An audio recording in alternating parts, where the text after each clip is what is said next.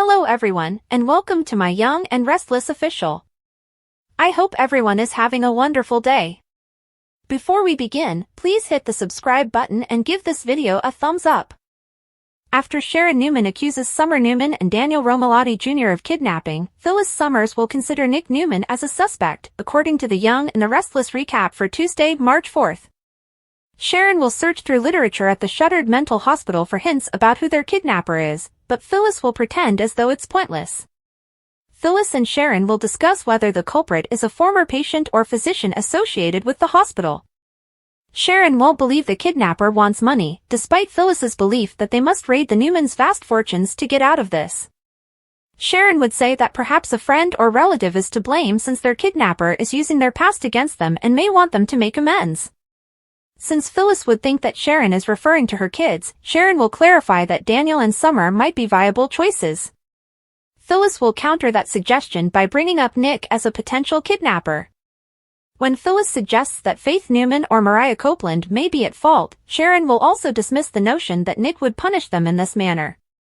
After a while, Phyllis will become agitated and almost smash the window to yell for assistance, but Sharon will caution her against it.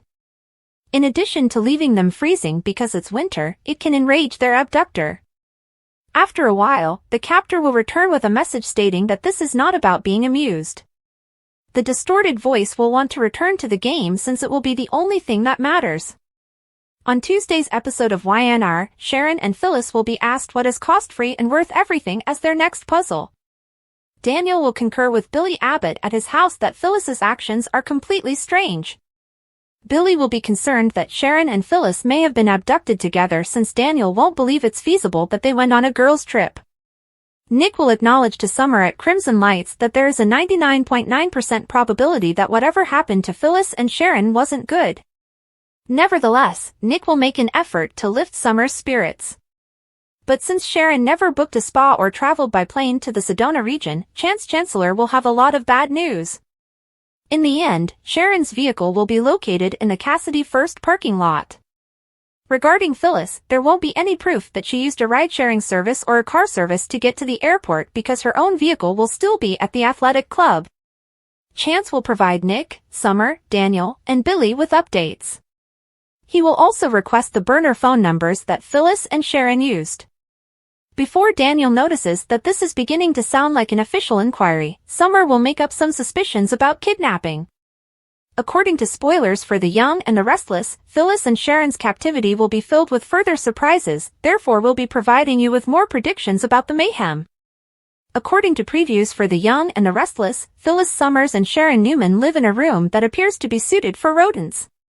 Because supporters don't have enough information, they can only surmise as to why they're being treated like animals.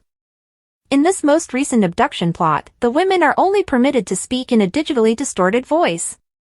Since Sharon recently escaped Jordan Howard's torture dungeon under Chancellor Park, the interest does not lie in their capture. Rather, what makes the most sense are Phyllis's remarks to Sharon on the alleged game they are playing. Viewers can observe a lengthy therapy session in which these seasoned fighters talk about their past and strive toward a shared objective. Rewinding to Jack Abbott and Victor Newman. Jack Abbott and Victor Newman met a tragic end. As seasoned fans remember, they had to live after becoming caught in a collapse. Braden's character assisted Jack, even though Jack famously let Victor lie on the ground in the colonnade room after he had a heart attack. Fans of vintage sitcoms enjoyed the wink from the odd couple as they were rescued and spent time together in the hospital. Beginning in the 1980s, the Victor-Jack rivalry became a recurring theme on this program. As Case's character stated, the animosity between Sharon and Phyllis began in the 1990s and was mostly focused on their battle for Nick Newman. How Phyllis Summers and Sharon Newman got here. Cassie Newman fell in love with Daniel Romalotti, Phyllis's son. But instead of a happy ending, she passed away. Cassie followed Daniel to a party where alcohol was served, and that's when that happened. He was unable to drive home after being overserved. Thus, one of the most depressing and contentious climaxes occurred. Cassie drove Daniel's automobile while underage and without a license, and the car wrecked. Grimes' first outstanding tenure on YNR came to an end a few days later, following the filming of a number of farewell scenes with the main characters. Although Cassie's unexpected death was lamented by everyone on both sides of the screen, many people never recovered. Summer Newman was eventually born as a result of the choice to separate Sharon from Nick by allowing him to find solace in Phyllis's embrace. Like the decision to kill Cassie, Sharon and Nick's divorce and never remarriage remain rare creative choices. From here, where do they go? Phyllis and Sharon will be saved or find a way out. There is no proof that one of these outstanding actors is working on their swan song story. Despite the oddity of this scenario, the chronology of Sharon's recent abduction and survival, Ian Ward's unidentified earthly presence, and the arrival of Aristotle Dumas suggest that either man is the likely antagonist. Ian is the most likely Dark Force choice because of his desire for vengeance against both women.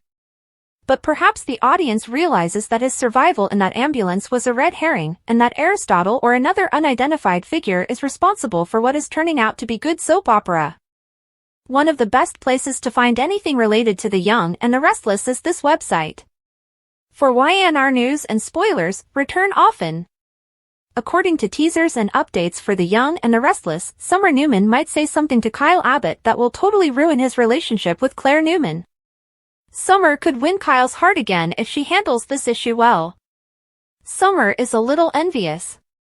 Now, as Claire and Kyle's relationship deepens, it's evident that Summer is struggling with jealousy. Claire has been a huge source of support for Kyle lately, so it's clear that he sincerely cares about her.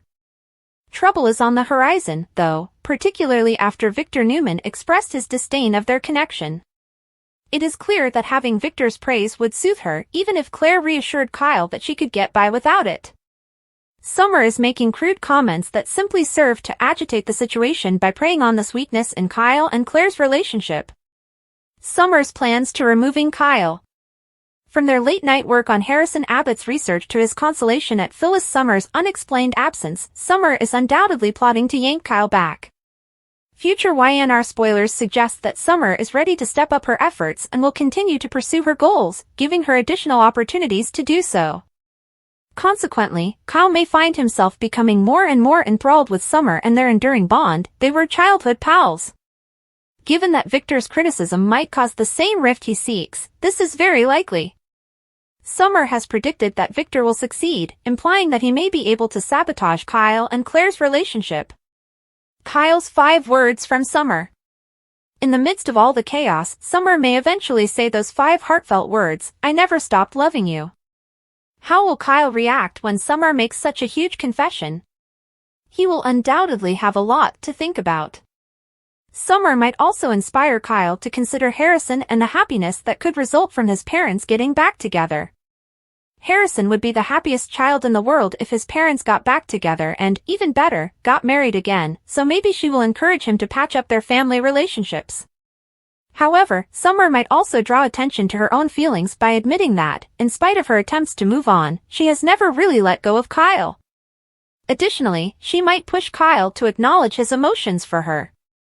The Young and the Restless continues to unravel its web of mystery and intrigue with a thrilling storyline that intertwines the fates of 2 strong-willed women, Phyllis Summers and Sharon Newman. On Tuesday, March 4th, the episode plunges deeper into their shocking kidnapping as they remain locked in an abandoned psychiatric facility.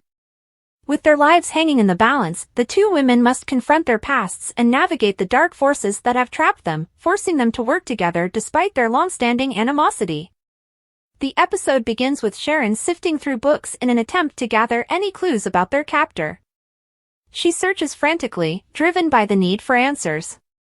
Phyllis, ever the skeptic, dismisses the effort as futile, not seeing the value in searching the dusty, forgotten tomes. Their differing outlooks set the tone for the entire episode, underscoring their complex and conflicting personalities.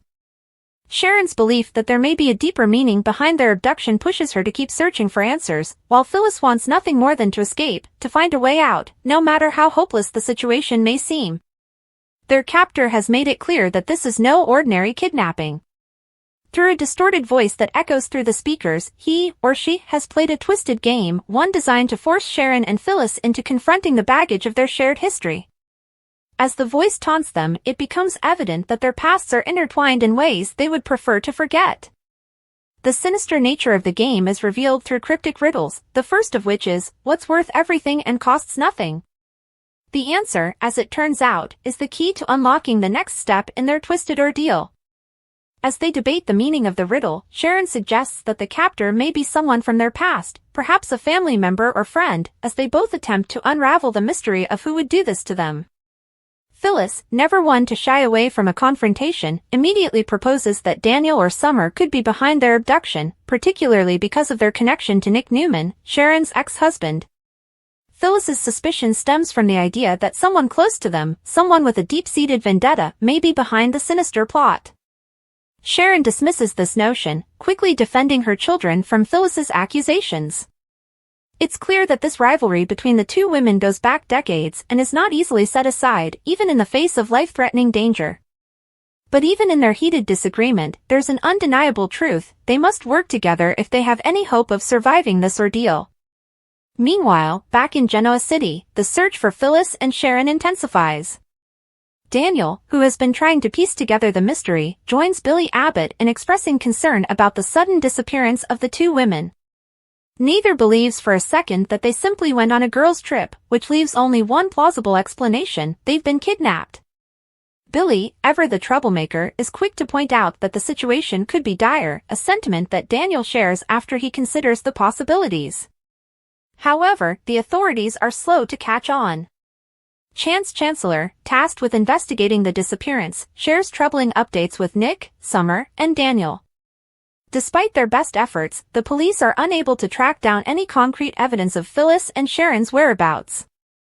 As the investigation progresses, Nick admits to Summer that there's a high likelihood that something has gone horribly wrong. The sheer lack of information about their disappearance, combined with the eerie nature of the situation, leaves everyone on edge.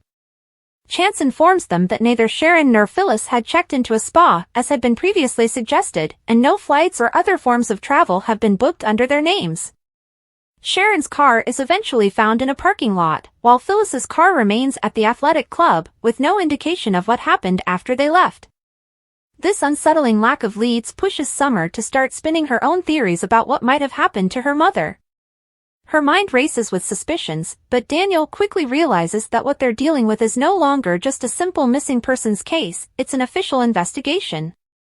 This marks a turning point in the narrative, as the case takes on a more serious tone, one that suggests that there may be far more at play than anyone has realized.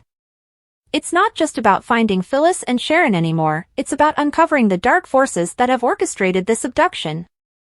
Throughout the episode, the tension between the characters continues to build, as Summer's jealousy over Kyle Abbott's growing bond with Claire Newman adds another layer of complexity to the unfolding drama.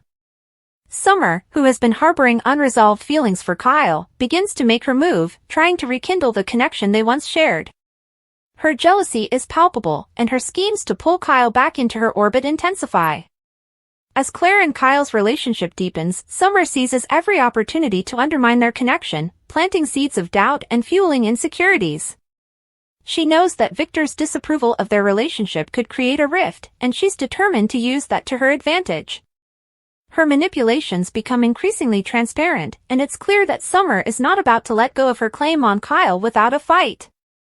In the midst of this drama, Summer finally confesses her feelings to Kyle in a heart-wrenching moment. "I never stopped loving you," she admits, hoping that her raw honesty will be enough to sway him. The words hang in the air, leaving Kyle to contemplate everything they've been through together. It's a pivotal moment, one that could change the course of their relationship and impact Kyle's future with Claire. Summer's confession is a game-changer, a powerful reminder of the deep emotions that still linger between her and Kyle. Whether or not he reciprocates her feelings remains to be seen, but it's clear that Summer's pursuit of him will continue, and the stakes are higher than ever. As the storylines continue to intertwine, it's evident that the days ahead will be filled with twists and turns. Phyllis and Sharon's time in captivity will undoubtedly reveal more shocking secrets, and the tension between Kyle, Summer, and Claire will reach a boiling point. In the meantime, the mystery surrounding Phyllis and Sharon's abduction deepens, leaving viewers on the edge of their seats, eagerly awaiting the next chapter in this suspenseful saga.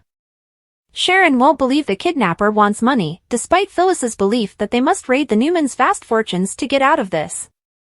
Sharon would say that perhaps a friend or relative is to blame since their kidnapper is using their past against them and may want them to make amends.